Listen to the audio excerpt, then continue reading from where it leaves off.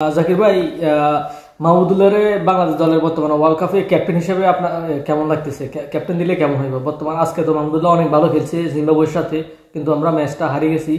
তারপরেও মাহমুদুল্লাহকে ক্যাপ্টেন হিসেবে আপনার কাছে কেমন মনে হয়? ক্যাপ্টেন দিলে কতটুকু বিশ্বকাপে বাংলাদেশ সফলতা লাভ করতে পারবে?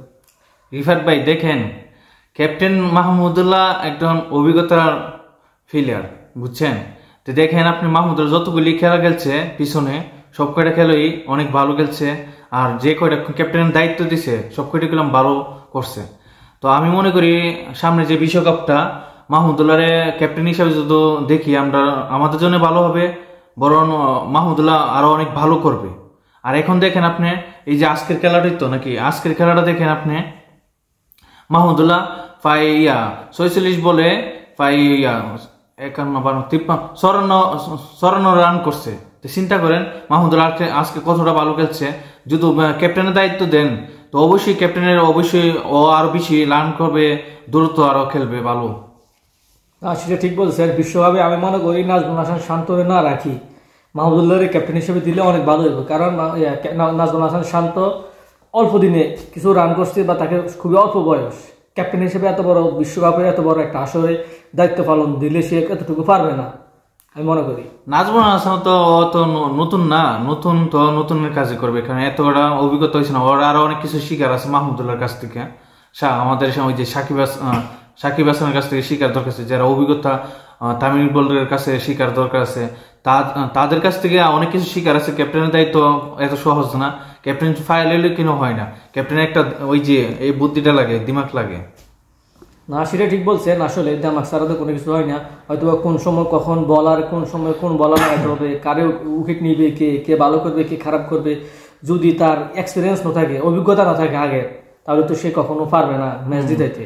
সামনে বিশ্বকাপটা অনেক কষ্ট হয়ে যাবে। আর বিশ্বকাপটা এমন তো বাংলাদেশে খুব মনে করেন কাছাকাছি যায় হোক বিশ্বকাপটা হাইরে এসে পড়ে। আমি মনে করি যদি মাহমুদুল্লাহর দে এই বিশ্বকাপটা আমরা আশা করতে পারি, মনে করেন সফল করতে পারি, মনে করেন নিয়ে আসতে পারি আমাদের বাংলাদেশে বিশ্বকাপটা। ইনশাল্লাহ যদি ভালো খেলতে পারে বাংলাদেশ, যদি ভালো কিছু দেখাতে পারে, জিততে পারে, তাহলে তো ইনশাল্লাহ হবে কিছু। কারণ বাংলাদেশ তো কখনো কোনো কিছু দেখাতে পারে না। বাংলাদেশের মানুষকে বাংলাদেশ হতাশা ছাড়া কিছু দিতে পারে না। কখনো বড় একটা কাপ কোনো কিছু জিততে পারে না, কোনো বড় দলের লাগে বাংলাদেশ জিততে পারে না।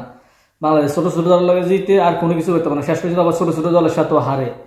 তো আসলে ভাগ্য নির্ভর করে। বাংলাদেশের মানুষ তো ক্রিকেটকে অনেক ভালোবাসে, ক্রিকেটের জন্য বাংলাদেশের মানুষ অনেক পাগল, কিন্তু সেই হিসাবে বাংলাদেশকে মানে কোনো কিছু দিতে পারে না ক্রিকেট প্লেয়াররা, হারা ছাড়া আর কোনো কিছু দিতে পারে না।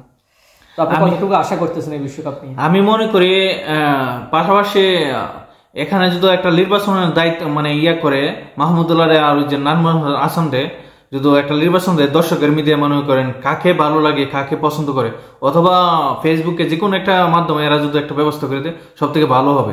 কারণ দর্শকই জানে কোন মানুষটা ভালো খেলতে পারে, কোন মানুষটা ভালো করতে পারবে। কারণ দর্শকই একমাত্র ভরসা, কারণ এরাই তো সাপোর্ট দিতে পারে। ওদের আশা, ওদের ছাড়া তো মনে করেন আগেতে পারবে না। তো আশা করি ওদের একটু সাপোর্ট দরকার, ওদের মনে করেন মতামতটা দরকার, কারে দিলে ক্যাপ্টেনটা ভালো। তো আমার মতামত হয় মাহমুদুল্লাহ দিলে ভালো হবে সব থেকে। আর সমস্ত বাংলাদেশি মানুষও মাহমুদুল্লাহকে সাপোর্ট করবে। আমি জানি নাজমুল হাসান শান্ত কোনো বডি খাইতো না, তারাতেই কোনো আশা করা যায় না। সে আজকে যেরকম খেলছে, বলে ব্যাটে সমান 100 স্ট্রাইক রেট 128 রান। তো এইসব 128 রান 150-60 রান করে বিশ্বকাপে জিততে মতো কোনো সিচুয়েশন না। বিশ্বকাপে জিততে হলে 180-200 কাছাকাছি প্রতিদিন রান করতে হবে। ম্যাচ জিততে হলে অল্প রান 150-60 রান করে কোনো ভাই বিশ্বকাপে একমাত্র সব থেকে শক্ত অবস্থা আছে সাউথ আফ্রিকা আছে, অস্ট্রেলিয়া আছে, তারপরে সব থেকে 1 নম্বর আছে তো ইন্ডিয়া তো মনে করেন বাংলাদেশ মনে করেন যখন খেলা হয় তখন মনে যুদ্ধর মাঠে নেমে যায় বাংলাদেশ আর ইন্ডিয়া। তো আমি মনে করি শুধু 200 উর্ফে গেল 300 উর্ফে লাগবে, 350 অথবা 315 এরকম কোন একটা সামথিং করলে ভালো হবে। আমি মনে করি জিততে পারবে। ওয়ানডে রানের কথা বলছেন, ওয়ানডে নয় টি20 ম্যাচ, টি20 এত রান করা সম্ভব না। কিন্তু ও সরি ভাই, আমার আসলে সরি কিছু মনে করবেন না দর্শক বন্ধুরা, ভুল করে ফেলছি। আমি ওই যে টি20 ধরুন 200 রানের কাছাকাছি হইলে, বা 180, 90, 220, 30 যা করতে পারে আর কি, একটু প্লাস উপর দিকে করতে পারলে বাংলাদেশের জন্য ভালো। কারণ বাংলাদেশ বোলিং ব্যাটিং কোনো জায়গায় তেমন একটা ভালো না। যদি ভালো এক্সপিরিয়েন্স দেখাইতে পারে, ভালো কিছু দেখাইতে পারে, তাহলে ম্যাচ জিতে সম্ভব, না হলে ম্যাচ জিতে সম্ভব না। কারণ বাংলাদেশের সাথে বড় বড় দলের খেলা, তো এখানে যদি সাউথ আফ্রিকা আছে, নেপাল আছে, শ্রীলঙ্কা আছে, নেদারল্যান্ড আছে, তাদের সাথে যদি ভালো খেলে উঠতে পারে তো উঠতে পারে, না উঠতে পারলে তো করার কিছু নেই, অবশ্যই ভালো কিছু করতে হবে।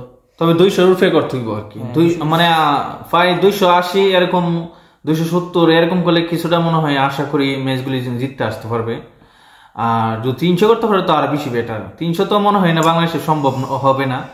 তারপরেও আমি মনে করি যে মাহমুদুল্লাহর ক্যাপ্টেন দায়িত্ব দেখ, আর মাহমুদুল্লাহ যে ছক্কাগুলি মারে ভাই, সিক্সগুলি মনে করেন আমি মনে হয় আমি সিক্সগুলি মনে করেন ধরবো আর কি, ক্যাচ ধরতে পারতাম এরকম, মানে অনেক আনন্দ হইতো আর কি মাহমুদুল্লাহ ক্যাচ মানে সিক্সগুলি।